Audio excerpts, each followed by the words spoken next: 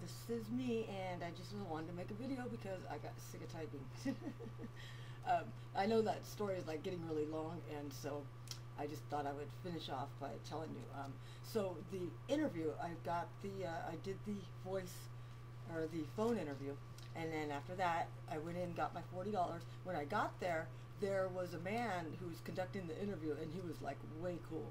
He was like a hippie guy, and I just enjoyed his company. It was weird because I didn't need a job, wasn't looking for one, but he hired me, you know, and I'm like, I have a job. What am I going to do? So, anyways, what it turned out to be, it was a chiropractor's office, and you know, nothing's wrong with my back or anything like that. But in order to work there, we had to get chiropractic care, and because they felt like, how are we supposed to promote it if we weren't ourselves getting it? Anyway, long story short, I'm not trying to like sell you nothing or anything, but I saw the doctor, the chiropractor. He told me that my axle and my axis, which are your two top vertebrae, had been turned like this, and I said, how did that happen? Anyway, he said, you could have bent down wrong, you know, you could have fell while doing, you know, gymnastics, anything, little minor car accident, just anything, any little minor jolt can do that. What happened was, so my axle and axis were twisted outwards, and my brain stem that sits inside was being choked off, and I wasn't getting any free nerve flow. So that was the reason, like, I was starting to feel really depressed. After I got adjusted and he fixed that, it only costed me like $10 or something to get an adjustment. But after my axle and axis were realigned, I suddenly did not need my asthma inhaler anymore. And we're talking, I've been on my inhaler for like since I was 15 years old. I haven't been on it now for 10 years, so it kind of cured me of that. But also, the same people, the guy that gave me the $40 for the interview, you know, I ended up taking that job because the guy was so dang cool, and I kept my nursing job at the hospital, and I just worked for him too. But after completing my first 30 days there, he gave me a book by Deepak Chopra, and it's just a spiritual book. It's called The 7 Spiritual Laws of Success. And this book was the bomb. After I read it, I couldn't believe how much better I felt. So it was a combination of both. You know, I got my neck adjusted, and I read that book. So if I never got in the paper and like responded to this ad, I don't know what would happen to me, because of those two things. And I included 2 links. I did reviews on the book, and I did review on the doctor's site.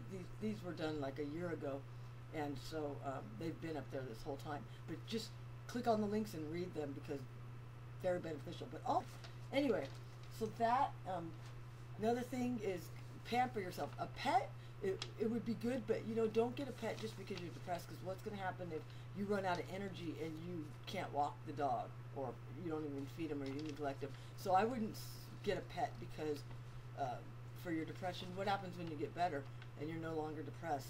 You know, you want to make sure you're going to take care of this dog. So, and I love dogs, but they are awesome. I'm a nurse, and I have a therapy dog at the hospital I work at, and we take the dogs around to the patients' rooms, and it's very beneficial. But you don't want that responsibility if you're not ready for it. So you want to be sure that that's, you know, something that you could do. Also, you might want to.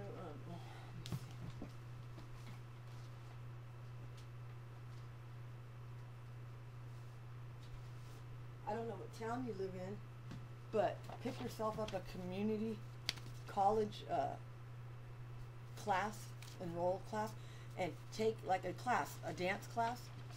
Put on your favorite music every day and listen to your favorite song, dance around. Just things that make you happy and feel good, that don't cost any money. There's tons of them. What else? You know, dress up, get your hair done. Go do something for someone else. Do you have an elderly neighbor? You could go help them out.